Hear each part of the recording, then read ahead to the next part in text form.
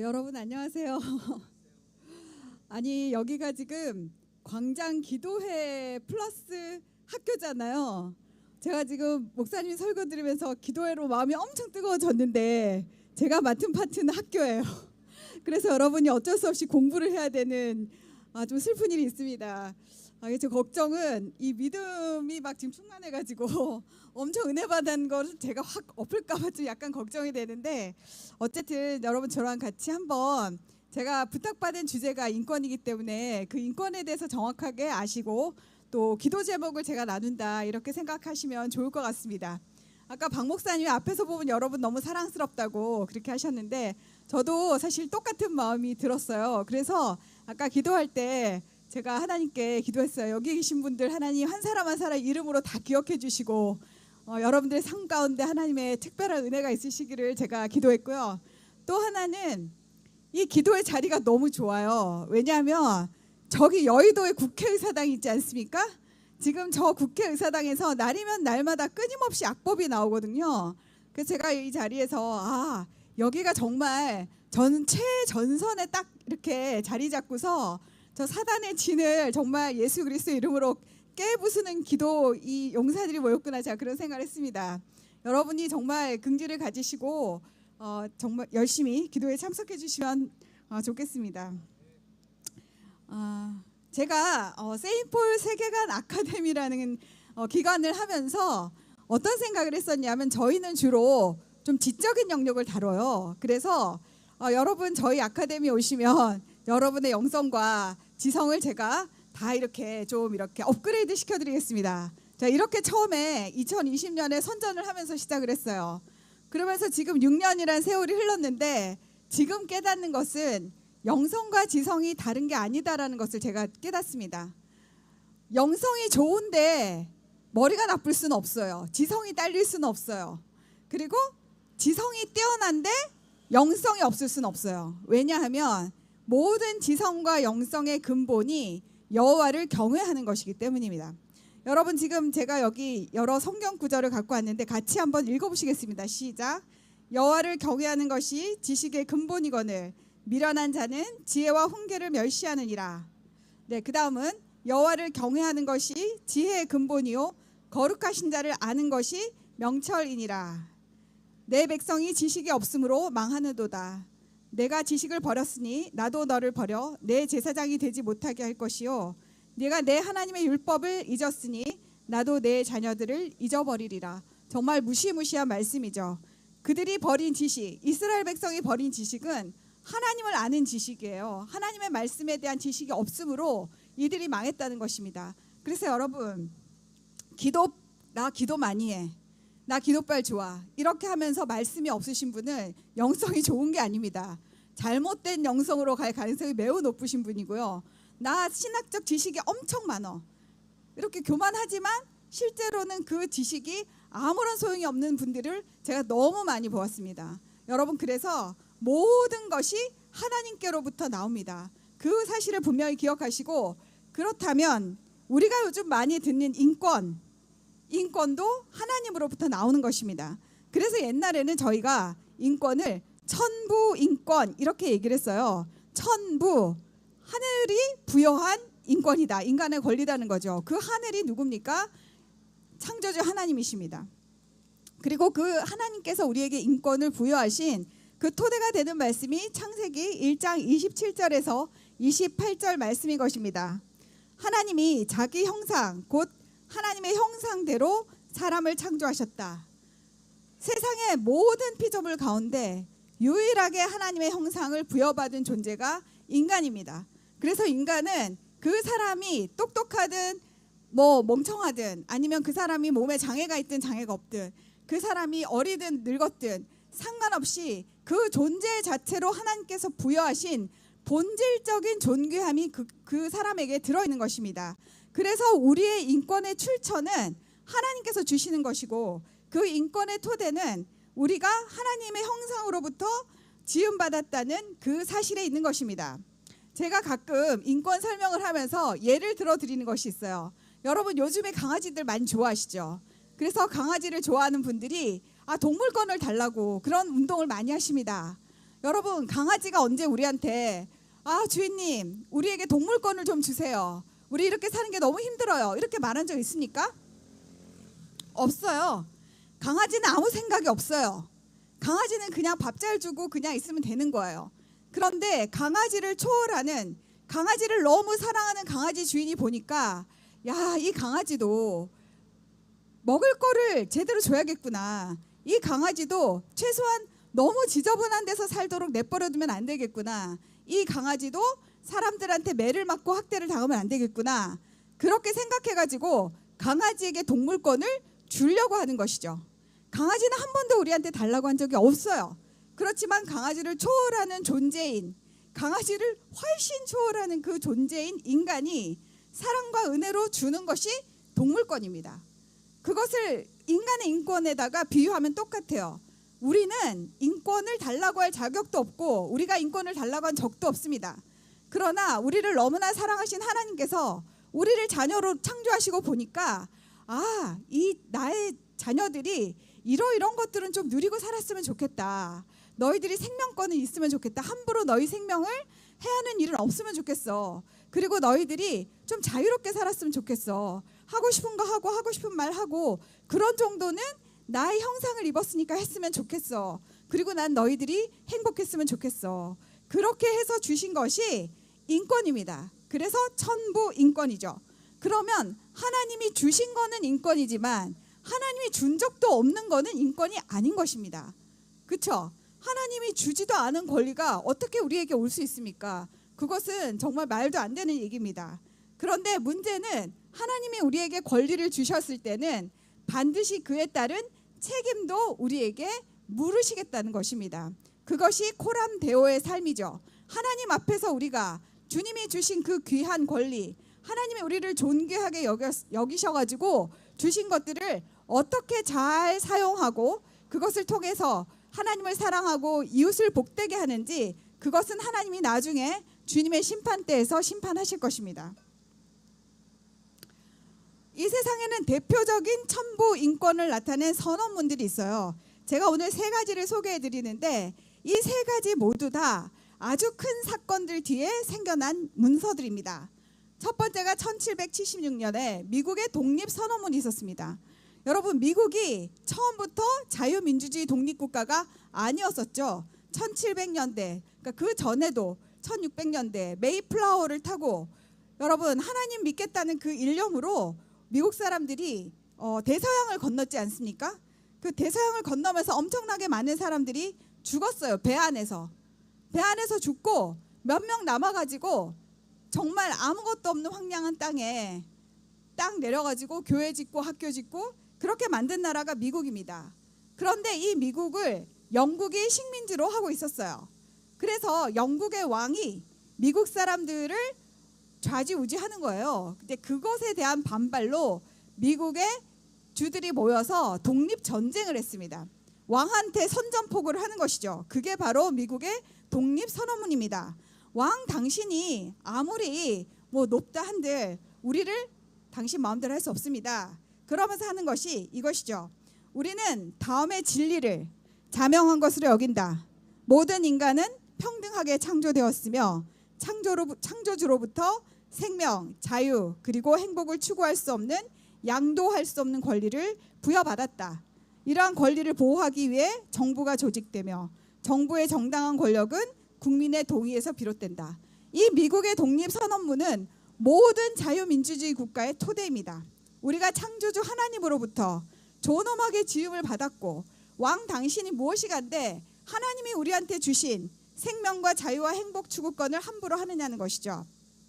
그리고 정부는 왜 존재하는 것이냐? 정부는 하나님이 우리에게 부여하신 그 권리를 우리가 잘 누릴 수 있도록 그것을 보호하기 위한 그 권력이 정당한 권력입니다. 그래서 하나님이 주신 그 천부인권을 박해하는 권력은 정당성이 없는 권력이죠. 쫓아내야 되는 권력입니다. 그리고 또 한 가지, 하나님이 주신 이 천부인권은 누구에게 빌려줄 수가 없습니다. 누구에게 빌려줄 수도 없고 내가 난 더 갖고 싶으니까 제 거를 빼앗아야겠어. 이것도 안 됩니다. 아무한테도 양도할 수 없는 권리라는 것이죠. 내가 죽으면 나의 전부 인권은 끝이 나버리는 거예요. 그걸 자식한테 상속할 수도 없어요. 첫 번째, 미국의 독립선언문은 왕에 대한 미국의 선전포고였고요. 두 번째는 1948년에 유엔에서 세계 인권 선언이라는 것을 만듭니다. 이것도 인류 역사상 엄청나게 큰 사건 이후에 만든 것인데요. 왜냐? 1945년에 제2차 세계대전이 끝이 났어요. 그 끝이 난 다음에 그동안 어떤 일이 있었나 뚜껑을 딱 열어본 거죠. 열어봤더니 독일의 나치가 유태인 600만 명을 가스실로 보낸 겁니다. 인류 역사상 전례가 없는 그런 대학살을 유럽의 기독교 국가에서 그때 당시에 굉장히 지식 수준이 나름 유럽에서도 높았다고 하는 그 독일에서 그런 일이 있은 거예요. 그것을 본 인류가 너무 충격을 받은 겁니다. 그래서 다시는 이런 일들이 일어나서는 안 되겠다라고 생각해서 다 같이 합의한 문건이 1948년의 세계 인권 선언입니다. 거기서도 인권의 토대는 이거예요. 모든 인간은 태어날 때부터 자유롭고 그 존엄과 권리에 있어서 동등하다. 인간은 천부적으로 이성과 양심을 부여받았으며 서로 형제의 정신으로 행동해야 된다. 그러니까 하나님께서 모든 사람을 동등하게 그리고 존엄하게 지으셨다는 그것으로부터 세계 인권 선언도 출발을 하는 것입니다. 마지막으로 대한민국 헌법이에요. 여러분, 대한민국은 정말 특별한 나라입니다. 이 한반도, 남북한 다 해서 한반도에 역사가 우리가 맨날 5,000년이라고 자랑하잖아요. 그 5,000년 역사 가운데 우리 같은 사람들, 필부필녀가 사람 대접받고 인간으로 존재했던 적은 대한민국 80년 역사밖에 없습니다. 그 전에는 왕의 노예였죠. 다 왕의 노예든지 아니면 뭐 양반, 상노 뭐 꼭 불러가지고 전부 다 우리는 인간은 하나님 앞에 존귀하고 인간은 평등하다는 생각을 가져본 일이 없는 민족이에요. 그런데 이런 민족이 어디서 하늘에서 뚝 떨어져 온 것처럼 너무나 훌륭한 헌법을 갖게 되었습니다. 하나님께서 이승만 대통령을 미국에서 공부를 시키셔가지고 그 미국으로부터 하나님이 원하시는 국가의 시스템이 어떠해야 하나, 그것이 자유민주주의 국가인데 그 자유민주주의 국가의 토대는 천부인권이구나, 이런 걸 우리가 배운 겁니다. 그래서 우리 국민들 대부분 글자도 잘 모르고 자유민주주의가 뭔지도 모르고 그냥 그때 당시 공산주의 사회주의가 땅 나눠주고 돈 나눠주면 좋은 줄 알고 그랬던 사람들에게 억지로 만들어서 그냥 갖다 끼워놓은 것이 대한민국 헌법이고 대한민국의 정치 시스템이에요. 우리가 원해서 얻은 거 아닙니다. 일방적인 하나님의 은혜로 하나님께서 우리에게 그냥 주신, 부여하신 그런 헌법이란 말입니다. 그 헌법의 10조가 이렇게 되어 있습니다. 모든 국민은 인간으로서의 존엄과 가치를 가지며 행복을 추구할 권리를 가진다. 여러분, 위에 있는 미국의 독립선언문 딱 떠오르시죠? 거의 우리가 뺏긴 겁니다. 국가는 개인이 가지고 있는 불가침의 기본적인 인권을 확인하고 이를 보장할 의무를 가진다는 것입니다. 그래서 제가 말씀드렸듯이 이 역할을 못하는 국가는 국가로서의 자격이 없는 겁니다. 그런데 요즘에 우리 사회가 새로운 인권을 이야기하고 있습니다. 하나님이 주시지 않은 인권은 인권이 아니라고, 세계인권선언도 얘기하고 우리나라 헌법도 얘기하고 자유민주주의의 기본 문건인 미국의 독립선언도 그렇게 얘기하고 있는데 21세기 지금 전 세계는 포스트 모더니즘의 시대가 되어서 각자 자기 소견에 옳은 대로 살아가고 있거든요. 그러니까 내 생각에 이게 인권이다 생각하면 그게 인권이 되는 그런 시대에 우리가 살고 있는 것입니다. 그 중에 오늘 몇 가지만 제가 한 3가지만 이야기하고 끝을 내려고 합니다. 대표적인 인간이 스스로에게 마치 개가 개한테 그냥 준 거예요. 야, 셰퍼드야, 오늘부터 뭐죠? 뭐 푸들 너는 이런 거 해도 돼. 뭐 이런 수준이에요, 완전히. 그래서 그런 인부 인권, 인간이 인간에게 주는 권리 중에 하나가 여성의 임신 중단권입니다. 여러분, 이거는 낙태권이죠. 낙태를 할 수 있는 권리. 그래서 엄마가 자기 뱃속에 있는 아이를 자기 마음대로 죽여도 되도록 그렇게 좀 해달라. 임신 중단권은 여성의 기본권이다, 이렇게 주장하는 거예요. 하나님은 이런 권리를 우리에게 주신 적이 없습니다. 최근에 더불어민주당에서 남인순 의원을 비롯한 여러 의원들께서 모자보건법 일부 개정안을 냈습니다. 지금 저 여의도 국회의사당에서 매일매일 쏟아져 나오는 법들, 정말 막는 청원을 하는 것도 버거울 만큼 정말 부지런하죠. 그런 법들이 나오는데 그중에 가장 악독한 법이라고 생각되는 것이 현재는 이 낙태를 합법화시키는 겁니다.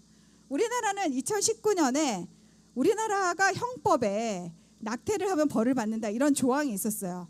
그러니까 낙태를 하면 경찰한테 끌려가가지고 감옥에 가는 그런 법이 있었단 말입니다. 근데 그게 너무 심하다. 지금 21세기에 그렇게까지 하는 건 좀 그렇지 않아? 그리고 그렇게 낙태 시술한 의사를 막 감옥 보내는 건 좀 그렇지 않아? 그래서 형법에 있는 그 낙태죄 조항을 없애버렸습니다. 그러면서 헌법재판소가 이제 낙태죄가 형법은 없어졌지만 그래도 이 이슈에 대해서 국회가 국민적인 논의를 거쳐가지고 그 좀 기준을 정해라 이렇게 했는데 그 이후로 지금 서로 아무것도 안 하고 지금 시간이 거의 6년 가까이 흘러버렸죠. 그리고 지금 최근에 나온 법이 더불어민주당에서 낸 법인데 모자보건법 14조를 없애자 하는 것입니다. 우리나라가 낙태죄가 형법에 있는 범죄였을 때에도 모자보건법이 있었어요. 그래서 아주 정말 극단적인 상황이 있죠. 그런 상황에는 낙태를 허용을 해줬습니다. 유전적 질환이 있다거나 강간으로 임신했다거나 뭐 근친상간으로 임신했다거나 하여튼 어떻게 그리고 엄마가 생명이 위험하다거나 이런 것들은 인정을 해주었습니다. 그런데 이제 그 법까지 없애고 만사까지 임신 주수에 상관없이 여자가 원하면 그냥 아이를 죽일 수 있도록 해달라는 것이죠. 그리고 인공 임신 중절 수술이라는 말을 쓰지 말자고 합니다. 왜냐? 이제는 꼭 수술로만 낙태를 시키냐? 그런 시절은 지나갔다는 것이죠. 알약 하나 먹으면 그냥 애를 죽일 수 있는 그런 것들이 나왔다는 것입니다. 그리고 또한 배우자가 동의를 해야 된다 이런 게 있었어요. 여러분 아이를 여자 혼자 갖습니까? 아니죠. 남편과 아내 뭐 또 커플이 아이를 함께 가지는 거 아닙니까? 그런데 낙태할 때는 이 아이에 대한 아버지의 권리는 일단 하나도 없는 것이죠. 그래서 배우자가 없어도 동의가 하지 않아도 그냥 내 마음대로 내가 하고 싶으면 약을 먹든 수술을 하든 알아서 그냥 언제든 낙태를 하게 해달라는 것이죠. 그리고 그 낙태를 국민이 내는 세금으로 보조를 해달라는 것입니다. 자기들이 실수해가지고 애를 만들어 놓고서 그 아이를 죽이는데 지금 저출산에 국가 재정을 출생률을 늘리는 데 써도 뭐할 판국에 그 아이를 죽이는데 국민건강보험을 해달라는 것입니다. 여러분 미국에도 이 문제는 아주 뜨겁습니다. 트럼프 대통령이 당선된 그 뒤에는 낙태를 반대하고자 하는 수많은 크리스찬들의 노력과 기도와 눈물이 있었습니다. 그런데 그래서 상당 부분 법이 좀 이렇게 뒤집어지고 이런 역사가 있었어요. 근데 최근에 미국에서 FDA에서 미페프리스톤이라는 먹는 약태약을 승인을 해줬어요. 2020년대 초반에. 근데 그것이 의사 선생님들이 보기에 너무너무 위험한 거예요. 규제가 너무 허술해요. 그래가지고 이러면 안 됩니다 하고 의사 선생님들 연합회에서 FDA 식품안정청 같은 거 승인해주는 그 기관에다가 이제 소송을 제기했는데 법원에서 뭐라고 했냐? 야 의사들 낙태가 니네 문제니? 여자들이 소송을 제기하면 몰라도 의사 니들이 뭐 자격도 없는 애들이 소송을 제기해. 그리고 그냥 아웃을 시켜버렸어요. 그리고 지금 온라인으로 낙태약을 오더해서 받을 수 있습니다. 쿠팡에서 신청하면은 낙태약이 집으로 와요. 그런 시스템이 지금 미국에서 돌아가고 있단 말입니다. 그리고 그 낙태약 판매처 중에 아주 중요한 중요한 소스라 그러죠. 판매자? 그 판매자가 사탄교예요. 여러분 미국에는 사탄교도 종교의 일종으로 인정을 받고 있어요. 걔네들 매년 컨퍼런스도 열고 학교의 방과후 활동으로 사탄교도 들어갑니다. 미국은 종교의 자유가 있기 때문에 왜 사탄은 섬기면 안 되냐. 그래서 사탄교가 있단 말이죠. 그 사탄교에서 하는 것들이 이런 일입니다. 하나님의 형상을 파괴할 수 있는 그 모든 일들을 다 하고 있는 것입니다. 그리고 대한민국이 그 사탄교에서 하는 똑같은 행동을 더불어민주당 국회의원들을 통해서 이 땅 가운데 하려고 하는 것입니다.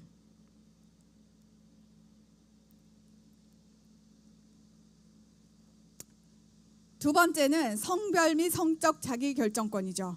여러분 트랜스젠더 이런 말 많이 들어보셨죠? 이제는 더 이상 낯선 말이 아닙니다. 그리고 동성결혼 곧 우리나라에 지금 합법화 되게 생겼습니다. 성별 자기결정권, 내 성별 정체성은 내가 남자든 여자든 그 밖에 무엇이든 내가 결정하겠다라는 것이 서구 사회의 젠더 이데올로기를 우리나라를 휩쓸었습니다. 그 결과 서구 사회는 지금 한 20-30년 지나니까 정신을 차리고 있어요. 야, 트랜스젠더 했던 사람들이 다 후회하고 지금 자기 트랜스젠더 만들었던 의사들 막 고소하고 지금 난리가 아닌데 우리나라는 20년쯤 늦게 들어오는 거예요. 그래서 2022년에 어떤 미성년 자녀를 둔 아버지가 여자로 변경을 했어요. 성별을. 그때 이혼 상태라는 이유로 아이들에게 큰 영향이 없다. 그래서 우리나라 법원에서 그래 너 여자 해라 이렇게 허가를 해줬어요. 적어도 미성년자 자녀가 있는 경우는 허가를 해주지 않았었어요. 옛날에는. 근데 지금은 그것도 해주는 시대가 되었단 말입니다. 대한민국 이야기입니다. 2025년 8월에는 수술 없어도 성별 정정이 가능합니다. 이제 내가 수술하지 않고 내가 그냥 여자라고 생각해 라고 이야기하면 되는 시대가 지금 대한민국의 8월 현황입니다. 너무나 무서운 얘기죠. 여러분, 성적 자기결정권, 내가 누구랑 섹스를 하던 내 성적 취향이 무엇이든 니네가 무슨 상관이냐, 사회적으로 해만 안 미치면 되지 라고 이야기를 하는 사람들이 동성결혼을 합법화시켜달라고 하죠. 작년 7월 대법원에서는 동성 파트너, 여기 나오는 그림에 나오는 이 두 커플, 30대 초반의 커플, 이 사람들에게 국민건강보험 피부양자 자격을 인정했습니다. 배우자로 인정을 한 것입니다. 그랬더니 이 판결을 가지고 이 사람들이 이제 집단적으로 동성결혼 합법화를 요청하기 시작한 겁니다. 서울 경기권에 있는 여러 법원에 11쌍의 동성 커플들이 혼인신고서를 받아달라는 구청에다 이제 넣었죠. 구청에서는 아직 우리나라는 그런 상황이 아니니까 안 돼 하고 이제 안 받아준 거예요. 그래서 옳다구나 이러고 이 사람들이 다 법원에다가 이제 소속을 걸었습니다. 그리고 서울 북부법원에서 먼저 이건 아니야, 안 돼, 아직 우리나라 민법도 있고 헌법도 있기 때문에 안 돼 하고 이제 반려를 했어요. 기각하고 각하고 다 했습니다. 그래서 이 사람들이 그래? 그러면 이제 우리는 헌법재판소로 간다. 이래서 지금 8쌍이 헌법재판소에 혼인을 남자와 여자로만 제한하게 한 이 대한민국의 법은 헌법에 어긋난다. 헌법에 혼인할 권리와 평등권에 어긋난다. 이래가지고 지금 소송을 걸고 있는 상태입니다. 여러분, 결혼제도는 누가 만드셨죠? 하나님이 만드셨습니다. 하나님이 그 제도를 설계를 하신 거예요. 왜냐? 하나님의 거룩하고 존귀한 자녀들을 하나님이 만든 그 시스템 속에서 태어나게 하고 안전하게 보살피고 거룩하게 성장시키기 위해서 만든 것이 결혼 제도입니다. 인간들이 즐거워하고 그냥 자신의 행복을 위해서 그냥 하르라고, 그게 결혼이 아니라는 것이죠. 그런데 지금 이 21세기에 대한민국에 있는 성소수자 운동을 하시는 분들은 그냥 결혼은 두 사람이든 사람이 아니든, 요즘엔 사람 아닌 것까지, 최근에 보니까 AI를 탑재한 로봇 애인도 생기고, 제가 어제 뉴스 보니까 중국에서는 벌써 그 로봇이 그 자궁을 가지고 아이를 이렇게 뵐 수가 있대요. 중국에서 만들었답니다. 2026년에 프로토타입이 나오고 가격은 14,000불 정도 될 거라는 예상을 하고 있습니다. 그러니까 이런 식으로 지금 동성 결혼이 문제가 아니라 정말 인간의 존엄성 자체를, 동성애자들은 내추럴리 자연적으로 아이를 못 가지니까 다 그런 디바이스 기술 다 인용을 해야 되잖아요. 지금은 대리모를 이용하지만 조만간 로봇을 이용할 수 있단 말입니다. 그러면 인간의 무엇인가, 인간의 존엄성 무엇인가에 대한 근본적인 질문을 우리가 던질 때가 곧 옵니다. 이번에 국가인권위원회 상임위원으로 두 분이 추천이 됐어요. 그 전에도 어떤 분이 추천이 됐는데 반동성애 운동했다고 아웃됐습니다. 이번에 두 분 추천했는데 그분들이 이번에 또 더불어민주당에 의해서 아웃됐습니다. 이유는 개신교이고 반동성애 세력이고 극우라는 이유 때문이었어요. 여러분, 앞으로 공직에 가려면 개신교 하시면 안 됩니다. 동성애 반대하시면 공직 못 갑니다. 그리고 이런 집회 모이시면 여러분 극우 소리 듣습니다. 지금 우리나라가 그런 상황에 처했습니다. 마지막으로 제가 극단적인 환경권과 동물권에 대해서 이야기하겠는데요. 요즘에 참 제가 굉장히 개인적으로는 아직도 적응이 안 되는 게 강아지가 유모차 타는 거예요. 저는 이게 강아지가 좋아서 타는 거라고 생각지 않습니다. 강아지는 뛰고 싶겠죠. 그 주인이 발을 씻기는 게 귀찮을 따름이지. 어쨌든 이러한 현상들은 자신들이 알고 그러든 모르고 그러든지 간에 대단히 진화론적인 이 세계관을 베이스로 하고 있습니다. 진화론이 무엇입니까? 인간과 동물은 본질적으로 다른 게 없다는 거예요. 같은 공통의 분모로부터 공통의 세포로부터 분화되어 나왔기 때문에 그냥 나는 운이 좋아서 인간으로 분화되었고 너는 운이 없어서 동물로 분화되었으니 우리는 다 형제인 겁니다. 그러니 얘는 유모차를 태워야죠. 그렇죠? 그리고 얘는 나랑 똑같은 걸 먹고 똑같은 것을 누려야 되겠죠.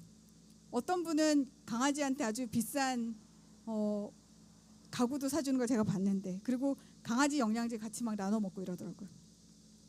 아무튼 이것은 굉장히 별것 아닌 것처럼 여러분 느끼지만요, 이게 자연과 피조물을 우상화하는 그런 전초 단계이고 여러분도 모르는 사이에 그런 생각을 스며들게 한다는 것입니다. 두 번째가 요즘 탄소 중립 얘기하면서 탄소를 줄여야 된다는 얘기 많이 하죠. 제가 얼마 전에 어떤 독일의 다큐멘터리를 봤거든요. 독일에서 요즘 젊은 애들 결혼을 안 해요. 우리나라랑 똑같아요. 저출산이 굉장히 문제랍니다. 그래서 그 친구들한테 물어봤어요. 너네 왜 결혼을 안 하니? 그리고 얘네들은 결혼을 안 할 뿐만 아니라 더 적극적으로 해요. 18살에서 25살 한창 정말 건강하고 생식적으로도 가장 활발할 때죠. 그때 스스로 불임 시술을 해버린답니다. 이유는 일단은 세상이 너무 살기 어려운데 이런 살기 어려운 세상을 아이에게 물려주는 것이 미안하다. 두 번째는 인간 하나가 없어지면 탄소 배출량 줄이는 애는 최고예요. 인간이 움직이고 돌아다니면 탄소 배출량이 엄청 많습니다.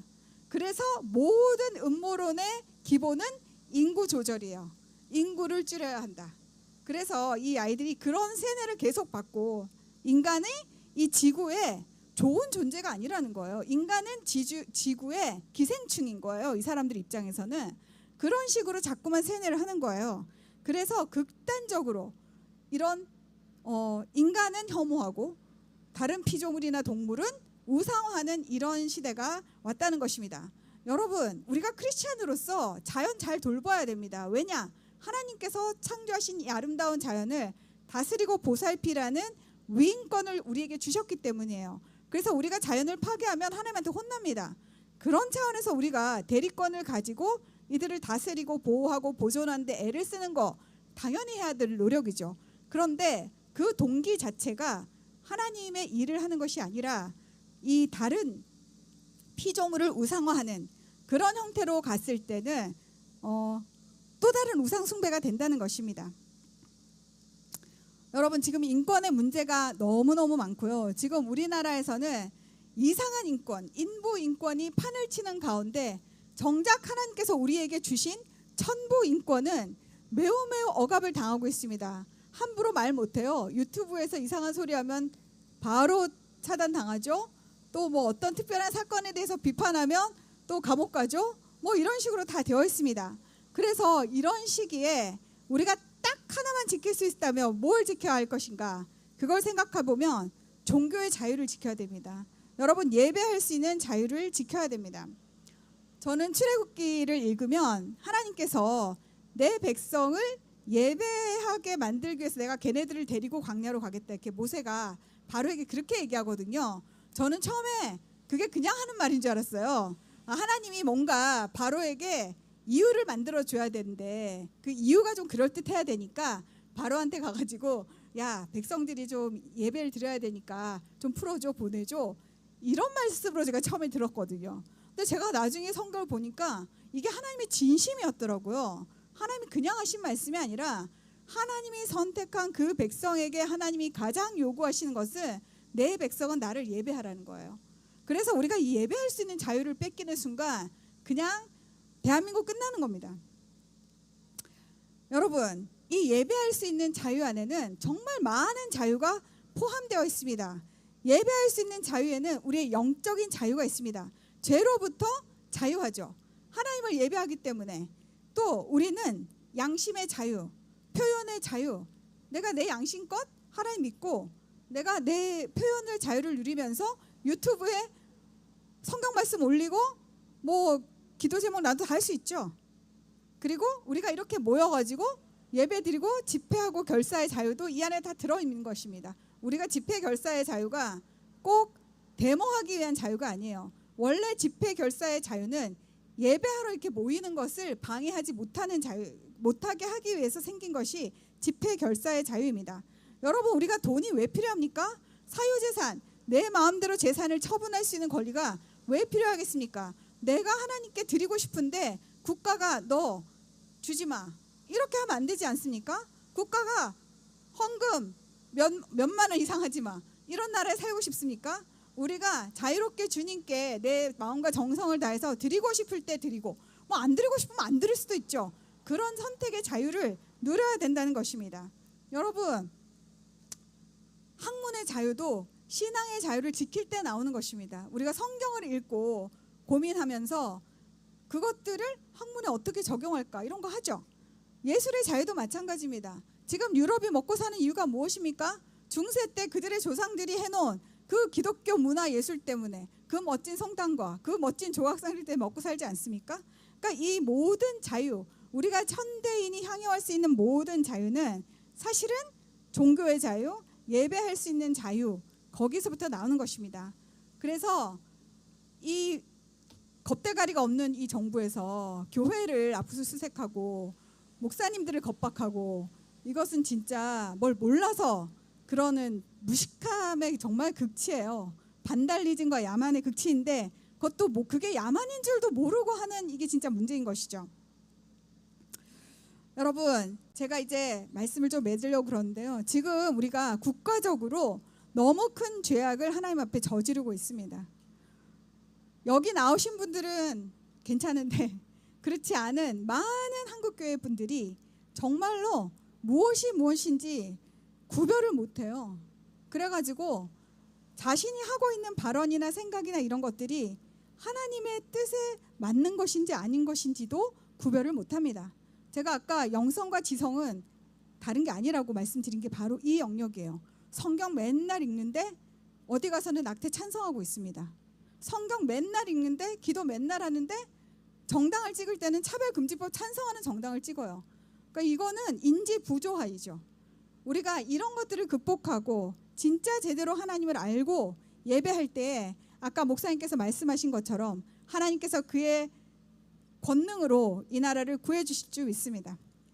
제가 여러분들과 함께 나누고 싶은 기도 제목 이렇게 했는데요. 목사님 나오셔서 기도회 마무리하시고 인도하실 때 진짜 이 주제를 가지고 함께 기도하셨으면 좋겠습니다. 감사합니다.